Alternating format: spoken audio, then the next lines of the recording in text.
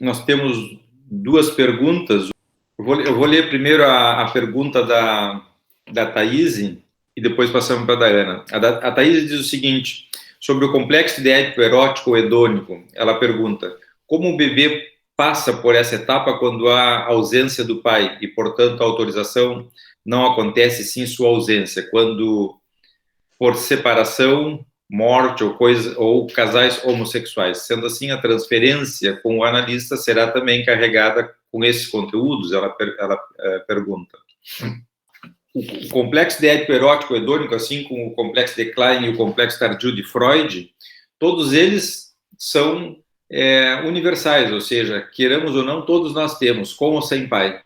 Então, todos nós vamos passar, Thaís, por essas etapas, assim como também pela posição esquizoparanoide, pela posição depressiva, e assim sucessivamente. Então, todos, assim, etapa oral, anal, fálica, queremos ou não, nós vamos passar. Então, o complexo de Édipo erótico do Jamil também, a semelhança dos outros, o bebê vai passar por ele.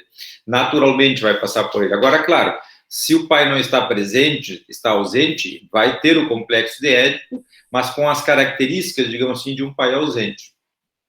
O bebê vai se relacionar igual com a mãe, vai poder se integrar, vai se sentir internamente autorizado, mas de uma forma com características diferentes se o pai estivesse ali, participando da relação. Normalmente, quando, assim como vale para o complexo Édipo tardio do Freud, vale também para todos os outros, quando o pai não está presente, muitas vezes um tio assume o lugar, um irmão mais velho, um avô, uma outra pessoa dentro da casa passa, de alguma maneira, a representar essa figura paterna, digamos assim. Se nós formos para a antropologia cultural, em alguns povos primitivos, a figura da proibição, do horror ao incesto, não recai sobre o pai. Tem alguns povos onde a menina pode ter relação com o pai, pode ter relação com o irmão, por exemplo, mas não pode com o tio. Ou seja, a proibição recai sobre uma outra pessoa, não necessariamente o pai. A triangulação edípica se dá igual, o horror ao incesto se instala igual, só que com uma figura, às vezes, normalmente da segunda linhagem da família do pai, que tem as mesmas características da triangulação edípica, pai, mãe e filho, ou filha. Algumas tribos nossas da Amazônia também tem esse tipo de situação. O pai está liberado para ter relação com os filhos, ou a mãe, mas a proibição recai sobre um outro membro da família. Então, é universal, todo mundo passa por isso. O fato de o pai não estar ali não quer dizer que não vá participar intensamente da relação. E às vezes fica deslocado para uma outra pessoa. Vai aparecer na transferência também. Mas essa questão, por exemplo, dos homossexuais, é uma questão que se levantou e se levanta até hoje. Muitos autores conversam, muitas pessoas filosofam sobre o tema de se um casal é formado por duas pessoas do mesmo gênero, digamos assim, pensando sempre em masculino e feminino, né? Não no terceiro gênero e coisa assim, nos transexuais e tudo mais, mas pensando em termos de homem e mulher, se um casal é formado só por mulheres ou só por homem, a questão toda é de como se dá essa triangulação toda, como se dão as fantasias inconscientes. Se dão de forma natural, a mesma coisa. A situação edípica, ela se dá, digamos assim, entre o filho ou a filha e os pais, independentemente do gênero masculino ou feminino, digamos assim. Ou melhor, vou rebobinar o pensamento, vou dizer de uma forma diferente. Se nós pensarmos em termos de complexo tardio de Freud, com a situação edípica positiva ou negativa, invertida, digamos assim, se supõe sempre esse modelo, pai, mãe e filho, ou filha. Na situação do complexo de Édipo precoce, também existe a triangulação, mas a situação edípica, psicoevolutiva, digamos assim, independe de ter ou não ter pai. Assim como a tardia, lá também independe de ter ou não ter pais. Se todas as crianças que tivessem pais mortos ou filhos de mães solteiras, por exemplo, não teriam a situação edípica. Não, elas vão ter a situação edípica, mas a ausência da figura do pai vai criar determinadas condições com que vão ser características dessa criança. Por exemplo, pode ser que a falta de limites que o pai, no tardio, né, coloca no filho, a dificuldade do pai tirar o filho de dentro do quarto em determinados momentos e ficar com a mãe, a fantasia da falta de limites na relação com a mãe, às vezes a ideia de que a criança tem que ser homossexual para não transar com a mãe, não se envolver sexualmente com a mãe. Todas essas questões, evidentemente, vão ser mais intensas. Não quer dizer que a criança tenha que ser assim. Às vezes, até mas vai depender de uma infinidade de coisas. Do manejo da própria mãe, tem mães que colocam limites, tem mães que ficam com os filhos até um determinado momento, mas não se desnudam na frente, não tomam banho juntos. Tem casais casados com a figura do pai dentro de casa, que a mãe toma banho nua na banheira ou no box com os filhos até os 6, 7 anos de idade. E isso causa uma série de transtornos importantes na sexualidade da criança. Hiperexcitações, situações de angústias e tudo mais, exageradas. E o casal está junto, e a mãe, mesmo assim, exagera, digamos assim, às vezes é o contrário, o pai que... Estou dando modelo só do banho, é muito comum, né, entre os casais e os filhos. O pai toma banho com os filhos até os 5, 6, 7 anos de idade, e a partir daí surge uma série de transtornos importantes, de hiperexcitação sexual, o fato de se desnudarem na frente dos filhos, mudarem de roupa na frente dos filhos, e as crianças hiperexcitadas correndo pela casa e coisas assim. Então, todos esses elementos que vale aqui para o complexo de Édipo tardio, vale também lá para o complexo édipo-erótico do recém-nascido. Na clínica, o que a gente vê mais é quando o pai se transtorna com a presença do filho. Suponhamos que o pai tenha ciúmes, que o pai fique invejoso, que o pai não queira que a mãe se dedique tanto à criança, que o pai insista com a mãe para que a criança fique chorando no quarto à noite, sem mamar, que os cuidados, que o pai insista que a criança tem que aprender, que à noite tem que dormir, e mesmo com a fralda suja ou com fome, e até com hipoglicemia, por não estar mamando de 2 em 2 ou de 3 em 3 horas, no dia seguinte, e espere às 8 horas do dia seguinte para iniciar o dia. Esse tipo de pai costuma dar muito mais transtornos emocionais do que o outro. Agora, claro, porque aqui existe a proibição concretamente, a rivalidade se instala. É um pai que não tem resolvido entre si a sua própria situação edípica e reproduz na relação com a sua mulher todos esses ciúmes, toda essa problemática, digamos assim, onde muitas vezes ele até faz com a criança o que fizeram com ele, repete compulsivamente, como uma espécie de volta do reprimido e tudo mais. Agora, isso sim gera um monte de transtorno para a criança fica muito proibida, não se atreve na vida, não investiga, não vai, não se anima, digamos assim, de alguma forma fica muito temerosa, muito pouco instigada à curiosidade sexual e à vida, etc, etc. Não se atreve concretamente, a criança fica muito intimidada. Agora, claro que um pai ausente por morte ou por separação ou porque o casal não conviveu junto, são mães solteiras, por exemplo, que nem sabe às vezes quem é o pai, muitas vezes a mãe nem sabe quem é o pai, certamente deixará marca, assim, da ausência. Voltando à tua questão original, é muito mais saudável tu teres um pai e uma mãe juntos, que trabalham, têm isso claro na cabeça e que ajudam a criança, estimulam e levam ela para frente, que relações atrapalhadas. Nós estamos colocando o atrapalho no pai o tempo todo, mas o atrapalho pode ser da mãe. Tem mulheres que não têm leite, tem mulheres que fazem fissura no mamilo, sai pus, sai sangue, tem mulheres que sentem muita dor durante a amamentação, tem mulheres que não querem amamentar porque o seio vai ficar feio, tem mulheres que não se acordam à noite porque contratam enfermeiras para durante a noite estarem com a criança e só depois das 8 da manhã, após o banho e a maquiagem, se conectam com a criança. Enfim, tem mulheres que uma semana depois de terem a criança saem de férias por 40 dias porque estão exaustas do trabalho de parto, da gravidez, que não tem como não tirar férias 40 dias depois do parto, porque a pessoa está muito, muito cansada e precisa daquilo, é fundamental. E sai ali o marido por 40 dias, a gente vê isso eventualmente. Contratar enfermeiras para ficar com a criança, não é nem babá, não é nem uma cuidadora, enfermeiras para ficar com a criança de avental branco durante toda a noite, olhando para o bercinho para a criança não morrer afogada, enquanto os pais dormem a noite toda, é muito comum.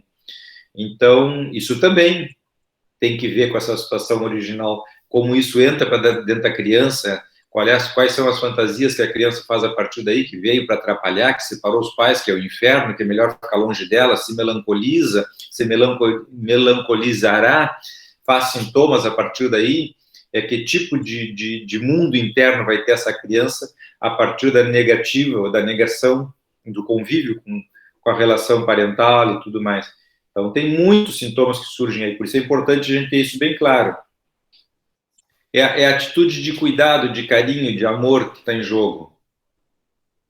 Tanto é que se diz clinicamente que mais vale uma mamadeira bem dada que um peito mal dado. Então, claro que a gente sabe que o leite materno tem toda a questão da proteção, das gorduras necessárias, dos anticorpos, das imunoglobulinas e todas essas coisas que são fundamentais. Deixando de lado essa questão nutricional, digamos assim, do ponto de vista afetivo, uma mamadeira bem dada é muito melhor que um peito mal dado, né? Cheio de gritos, de dor, incomodação, xingamentos e tudo mais, né? Tem mães que jogam o bebê na cama, de irritação, indignadas e tudo mais, em determinado momento. Mães que à noite sacodem a criança porque está chorando à noite, não quer dormir, e ela quer dormir e não consegue, levanta e deita, deita e levanta. Tem mães que se enlouquecem diretamente, sacodem, tem crianças que apanham, tem pais que batem no recém-nascido, né, porque está chorando à noite.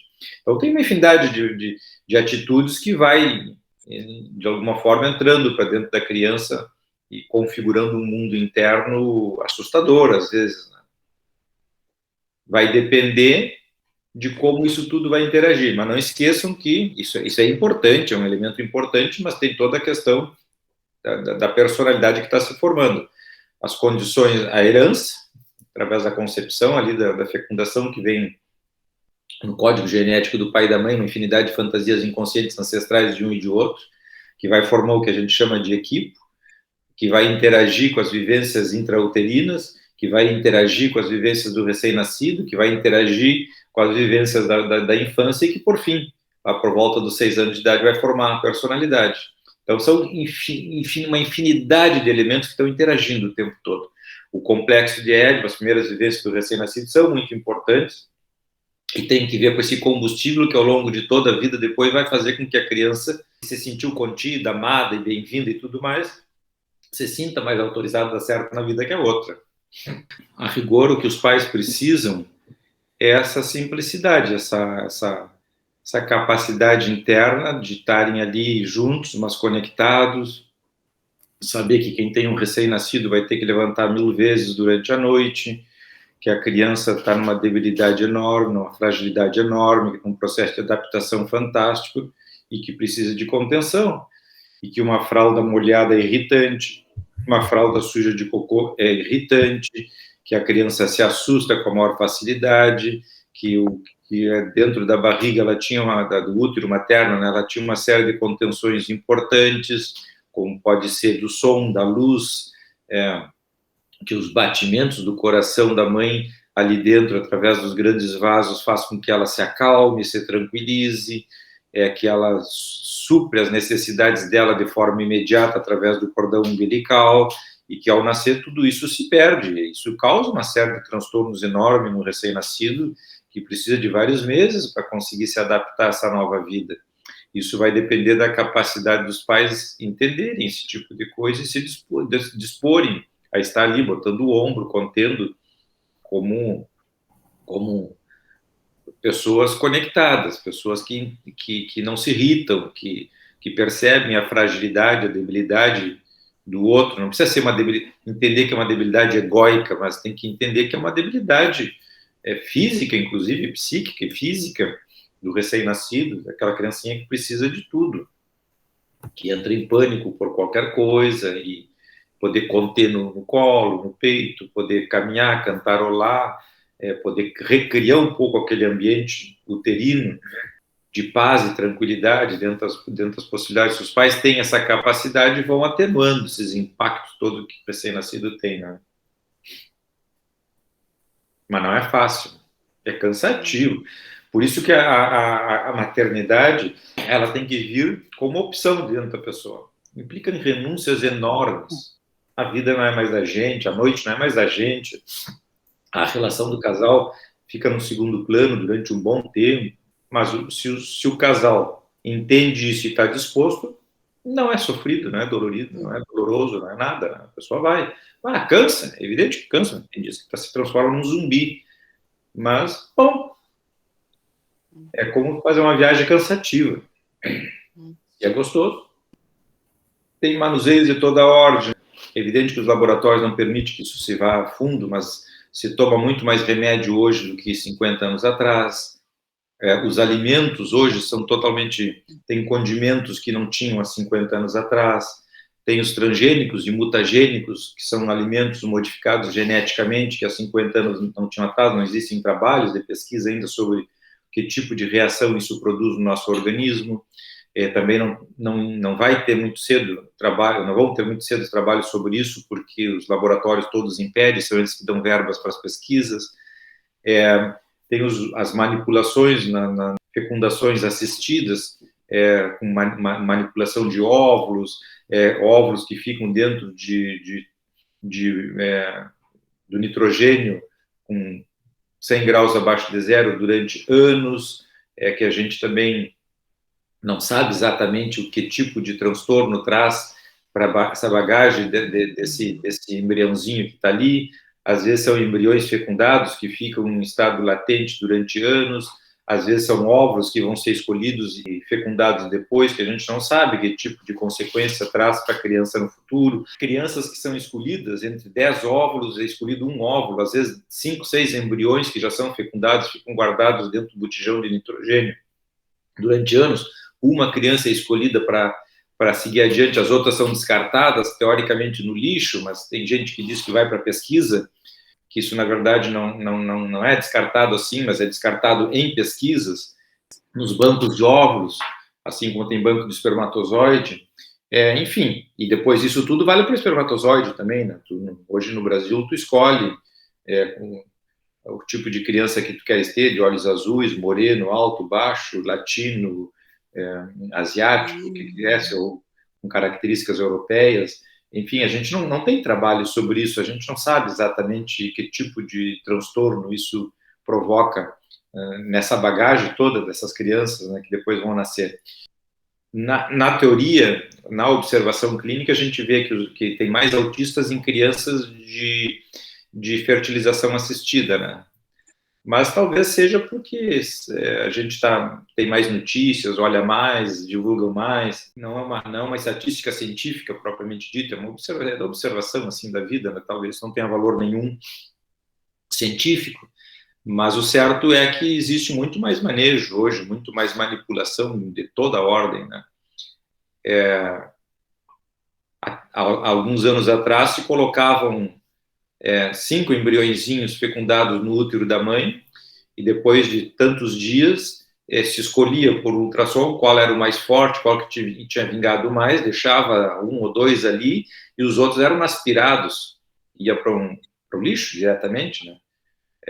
O que vale dizer que você fazia aborto nesses embriãozinhos, né? Então eram abortados diretamente.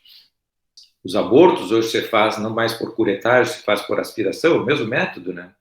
Então, essas crianças, que tipo de efeito produz na cabeça dessas crianças todos esses manuseios dessa forma? Hoje não, hoje já se coloca o número certo, que vai ser geralmente 2 ou 3, e aí tem as gravidezes gemelares ou mais, em função da quantidade de embriãozinho que se coloca. Enfim, foram evoluindo. Se é que dá para considerar evolução, né? Mas pelo menos existe manuseio, mas um manuseio mais criterioso, digamos assim. Então, isso tudo vai aparecer. E no futuro vão existir trabalhos de pesquisa sobre isso, a gente vai saber mais. Que tipo de mundo interno tem uma criança que ficou 5 anos guardado dentro de um botijão de nitrogênio. Hoje, o antigo bebê de proveta, hoje são pessoas que têm 30 e poucos anos de idade. A gente já tem acesso no consultório, eventualmente passa um paciente desse no consultório, então a gente já consegue mais ou menos ter noções. Basicamente, não há nenhum transtorno importante, assim, desde o ponto de vista da observação clínica, significativo que contraindique, digamos assim, ou que gere uma certa crítica com relação à experiência. Mas a gente vê em sonhos, por exemplo, sonhos de ficarem na neve, sonhos de ficarem congelados na neve, sonhos de subirem, escalarem uma montanha nevada, sonhos de muito frio, assim, a gente vê com uma certa frequência nesses pacientes, né, relatos de sensação de frio, de solidão, de estarem gelados, sozinhos. Esses pacientes muitas vezes têm esse tipo de relato no consultório, né? Claro, quem está atento, ligado e mais ou menos buscando, consegue linkar uma coisa com a outra, evidentemente conclui dessa maneira. Genericamente, as pessoas por aí não se dão conta de nada, né? Porque não estão preparadas para isso. Então, o psiquismo tem o registro, isso é o que eu quero dizer, tem o registro, esse tipo de coisa. Agora, como é que passaria uma criança dessa pela situação edípica, por exemplo, do recém-nascido? Que tipo de vivências essa criança tem junto aos pais, recém-nascida junto aos pais, crianças que sofreram tentativas de aborto, por exemplo, se a gente tem no consultório, né, já adultos, crianças que tiveram tentativa de aborto, que a mãe introduziu todo tipo de objeto na vagina para ver se conseguia provocar o aborto, ou tomou todo tipo de chá ou remédio, e mesmo assim a criança se agarrou com unhas e dentes e ficou dentro da barriga. Que tipo de vivências e quais são as interações que essas vivências vão produzir depois como resultante junto ao nascer? Crianças que têm dificuldade para aderirem à amamentação, pelos mais diferentes motivos, que já nasce com essas características, às vezes a mãe está louca de vontade do peito, mas não consegue, porque a criança não consegue sugar o leite, não tem reflexo de sucção, às vezes, outras vezes porque rechaça o leite, coloca na frente do peito da mãe, a criança vira por ansiedade persecutória, muito exagerada já, que vem já no mundo ancestral dela, chora desesperadamente, vira o rostinho para o lado e não agarra o mamilo do seio da mãe, sob hipótese alguma. Então tem muitas opções, muitas coisas entram em jogo aí. E tudo isso a gente tem que ter na manga. Daí a importância de colher os dados da história. Ter uma história pautada, bem completa, bem detalhada, porque são coisas que os pais não dão bola. Só dá bola quem é da área. Então tem que pesquisar, tem que investigar, tem que ir atrás, tem que olhar esse tipo de situação. E claro que cada etapa dessas vai passar por um momento difícil.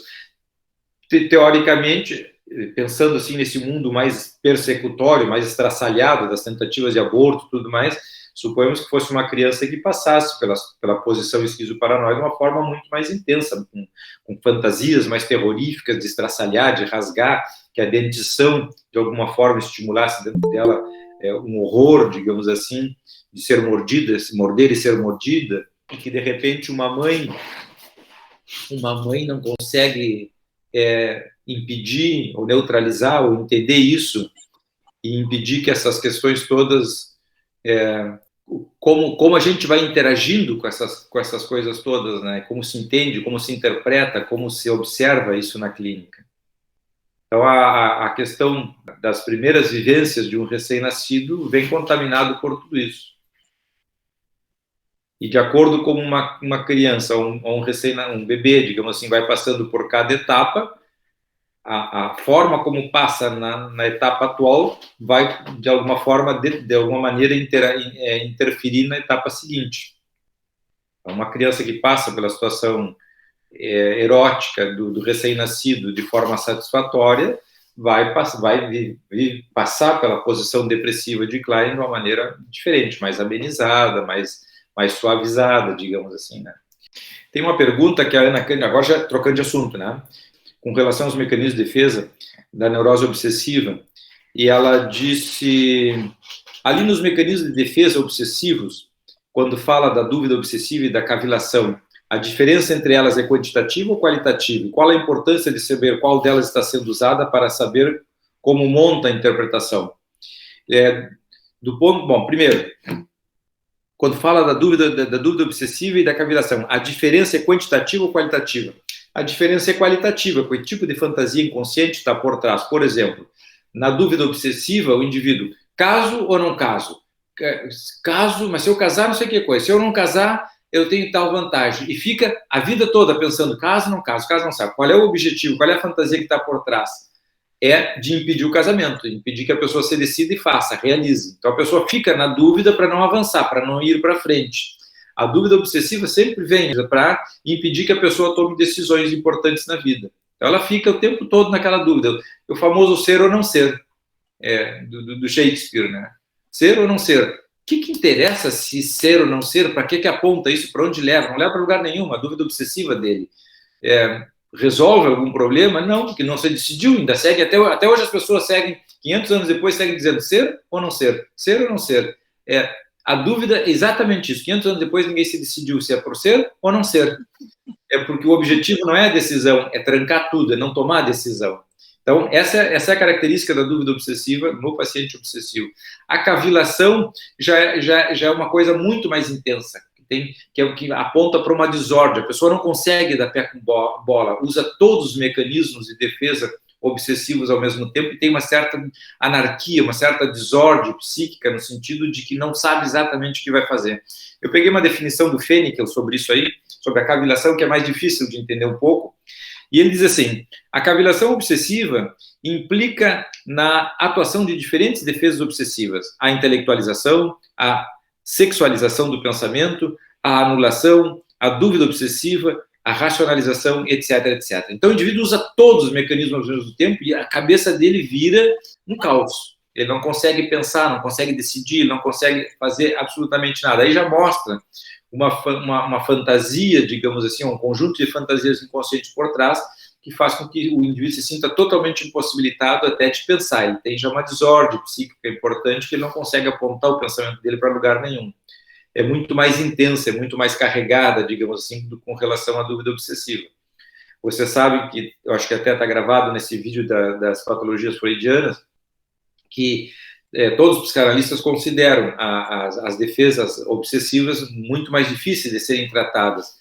A gente, quando trabalha com um paciente com determinadas características obsessivas, passa, às vezes, anos, a pessoa com determinados pensamentos, determinadas dúvidas, que volta e meia permeiam a sessão, a gente já interpreta, lapida, pule aquele pensamento, aquela conflitiva naquele momento, vai, 1, 2 sessões depois, volta e retorna, e a pessoa segue com aquela dúvida, às vezes, meses ou anos a fio, até que lá pelas tantas desaparece, atenua, fica mais fácil de trabalhar, então segue adiante. Mas quem usa com facilidade as defesas obsessivas, desaparece aquela fantasia e aparecem outras. Depois o indivíduo vai ter uma tendência a racionalizar, a intelectualizar, a sexualizar o pensamento, enfim, todas essas questões vão estar o tempo todo sobre a mesa.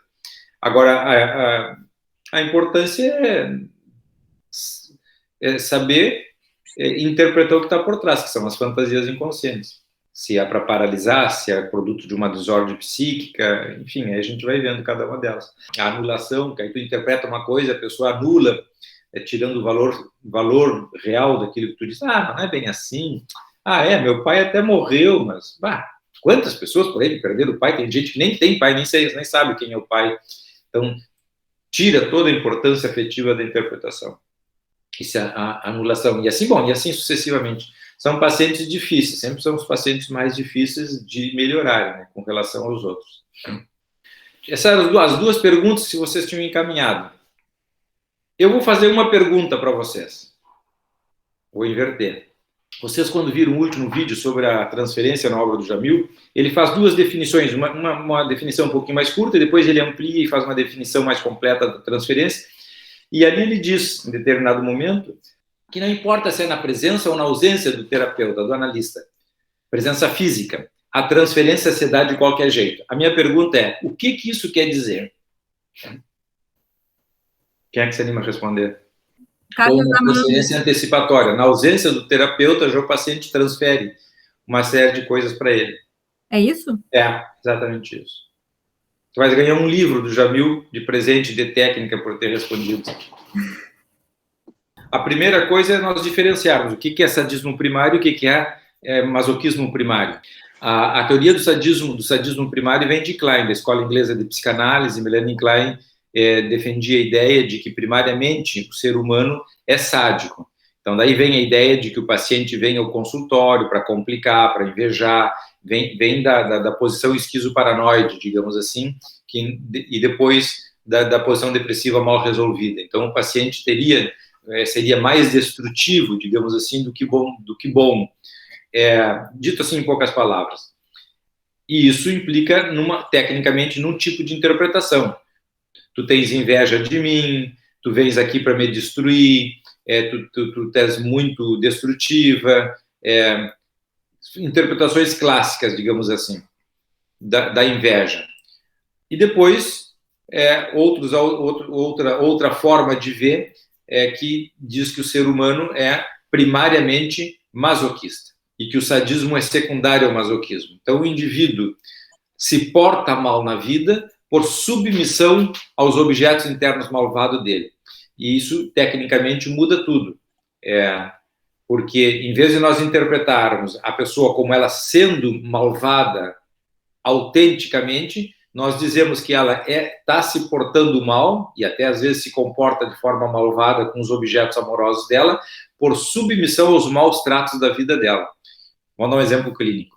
Uma pessoa que teve uma história de vida sofrida, que o pai maltratava fisicamente ou impunha privações severas de ordem afetiva ou até física, por submissão a esses maus tratos, incrementa a sua capacidade masoquista e, em algum momento da vida, pode, duas coisas. Uma, começar a se portar mal com o outro, por identificação com esses objetos que maltrataram primariamente ela, e aí então nós temos o masoquismo primário se comportando sadicamente com o outro. Nós temos que interpretar que a pessoa se porta mal porque ela foi maltratada e está identificada com o perseguidor. Esse é um tipo de interpretação que abre uma porta de saída para o sujeito. E a outra opção é de mostrar para a pessoa de que ela masoquistamente encontra objetos externos que se portam mal com ela. Então, é o casal que a mulher sofria qualquer tipo de desrespeito, digamos assim, no ambiente da casa, e que encontra um parceiro que bate, que bebe, que tem amante, que não sei o quê, etc, etc. Então, ela encontra alguém que se porta mal com ela. Ela, masoquistamente, encontra alguém que representa ou que reproduz um pouco aquela história da infância dela. Então, nesse caso, o Garman, em especial, era uma das pessoas que defendia a ideia de que o masoquismo era primário.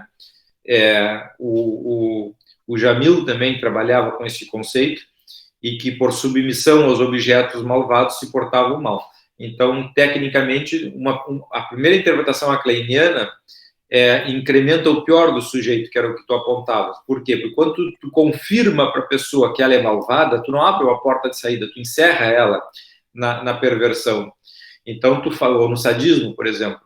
Então, a pessoa diz, realmente, eu sou muito má. E segue se portando mal. Enquanto que se tu diz para a pessoa que ela está se portando mal por submissão aos maus tratos da história dela, tu abre tecnicamente uma porta de saída para ela. A primeira interpretação faz com que a pessoa se melancolize mais e se porte cada vez pior, porque ela passa a se convencer que ela realmente é ruim. E a segunda interpretação mostra que a pessoa está se portando ruim, mas por submissão aos maus tratos, e ela pode modificar, se desidentificando ou saindo da submissão desses objetos. É completamente diferente, né? E outro dia tu fizesse uma pergunta, por que o Jamil interpreta tanto na transferência? Essa era a pergunta. Agora, nós trabalhamos o tema da transferência na obra do Jamil. E é assim porque ele estudou, foi uma das pessoas que mais estudou transferência, né, em psicanálise. Tem vários livros escritos sobre isso, vários artigos. Ele trabalhava com o tema da transferência, inclusive antecipatória, que são aquelas sensações que a gente vai sentindo antes mesmo do paciente chegar.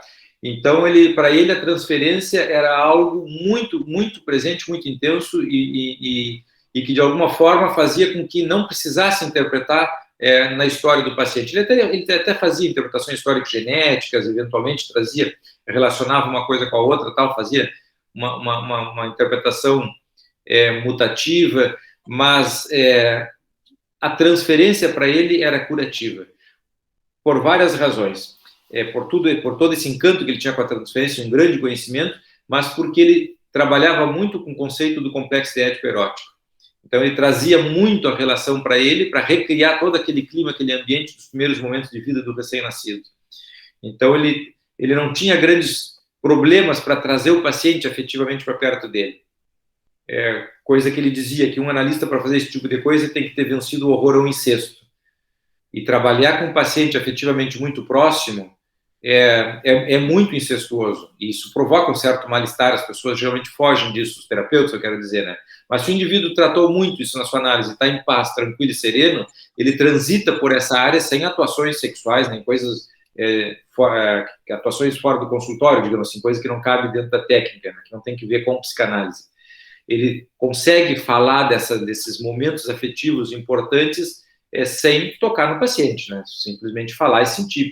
Consegue falar da relação de amor na transferência, que de alguma forma ele faz isso com a Fernanda, ou de coisas complicadas e referir, trazer para a relação, na relação com ele, porque tecnicamente ele aposta muito nas primeiras vivências do recém-nascido, que tem que ver com todo esse clima da sessão que ele valoriza muito. Aí vai surgir o tema da tela da sessão, que nós vamos ver logo após, que é o clima afetivo que surge durante a sessão e que é totalmente transferencial. Transferencial contra transferencial. E o clima da sessão, que é que ele olha com olhos muito agudos, tem que ver com as primeiras vivências do recém-nascido. Então, ele traz muito, tecnicamente, o paciente para perto dele. Claro, essa paciente é uma paciente especial, que ele escolheu a dedo, escreveu um livro sobre a paciente com a autorização dela, porque se prestava muito para isso. Tem pacientes que ele não conseguia, evidentemente. Tem vários relatos de pacientes que até ele considerava fracasso analítico e tal, que não tinha conseguido os grandes resultados, porque vai do mundo interno do paciente. Essa paciente era uma paciente que se prestava, era uma mulher muito doce, muito querida e também corajosa, né? De alguma forma, ela foi com medo daqui e dali, ela foi tendo as angústias dela, mas foram falando sobre as angústias, sobre as mortes, sobre os lutos e tudo mais, e ele foi trazendo ela para perto dele afetivamente. Ele dizia que quando o paciente se atrevia a se aproximar afetivamente do terapeuta, esse paciente tinha muito mais chance de melhorar, melhorava mais rápido, e melhorava na essência, melhorava na estrutura de personalidade, mexia na estrutura de personalidade com mais eficiência, com mais vigor, digamos assim. Então, ele era um homem que trabalhava muito em cima desse conceito. Então, a interpretação era preferencialmente transferencial. Mas, assim, claro, com essa paciente, né, em regra geral, com outros pacientes, ele fazia isso, sim, sempre se preocupava com a transferência, mas, eventualmente, tratava de outros temas, outros enfoques, e, enfim. Dá para entender? Vamos deixando por aqui, então, terminamos hoje. Uhum. E aí vocês enviem essas questões todas com antecedência, deem uma olhadinha. Eu sei que é trabalhoso, bom, mas psicanálise não é fácil, né? Psicanálise não é para acomodados, psicanálise sempre exige uma determinação forte de cada um de nós, né? Certo? Então, até daqui 15 dias. Um abraço para vocês, uma boa semana. Aproveite, desfrutem, curtam a vida também.